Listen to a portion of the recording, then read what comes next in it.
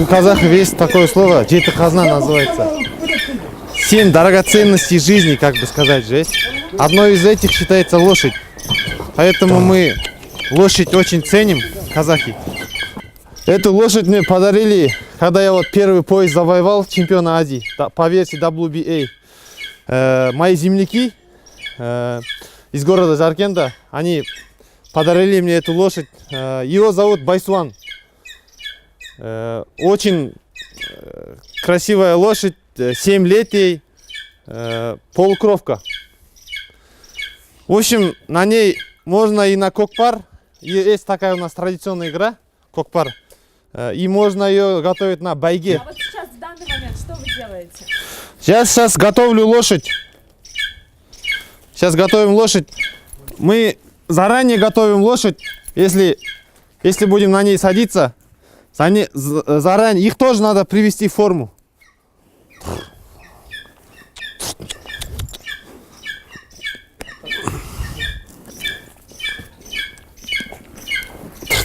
Жылқының ең басы бірінші жүгенін саласың ғой. Жүгенін салғаннан кейін барып тоқымын саласың. Бұның астында, тоқымның астында терлік деген нәрсе болады. Онда енді қазір біз салып атқан жоқпыз. Қазір қыстың күні қатты қажет емес. Сондықтан мына тоқымын салып, қазір ерді саламыз үстіне. Мынау ер, асау ер деп аталады. Арнайы көкпарға шығатындар көбінесе осы асау ерді пайдаланады.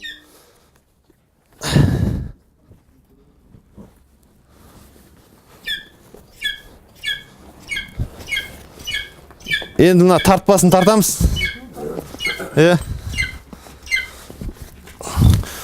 Біздің жылқымыз ірі жылқы болғандықтан көбінесе мына көкпарға барған жағдайда, атпен көп жүретін болған жағдайда бір емес 2 тартпа тартамыз.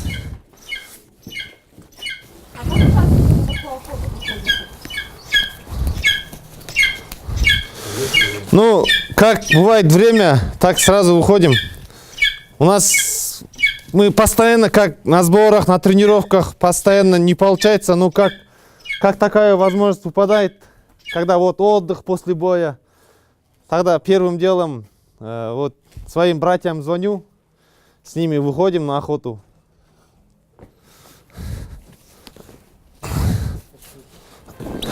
Ассаламу алейкум, алашелі.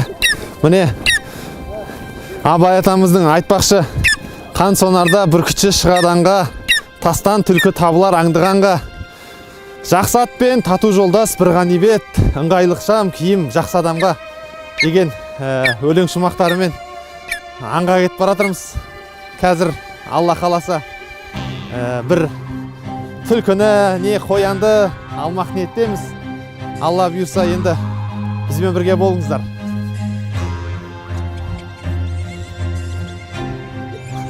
Қазақтың көк туында мына құс бекер тұрған жоқ.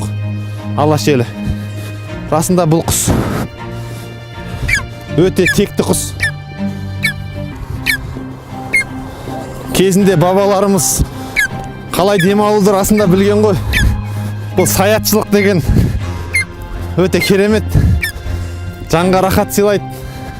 Әйтпесе аңшылықтың түрі көп қой. Қазір мылтықпен де мысалы шығуға болады аңға. Бірақ мына бүркітпен шыққандай қызық болмайды да аңға шыққанша.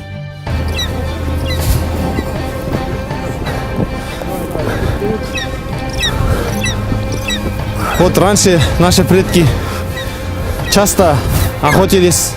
От поколения в поколение эта традиция передавалась.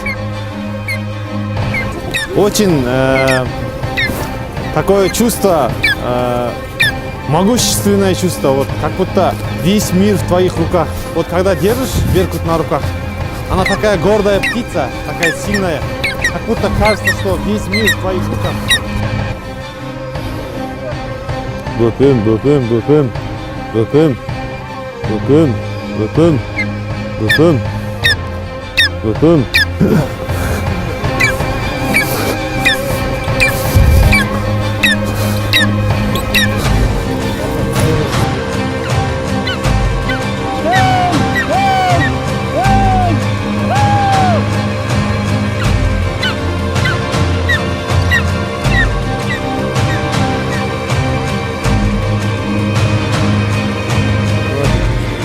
Ey жарайсың.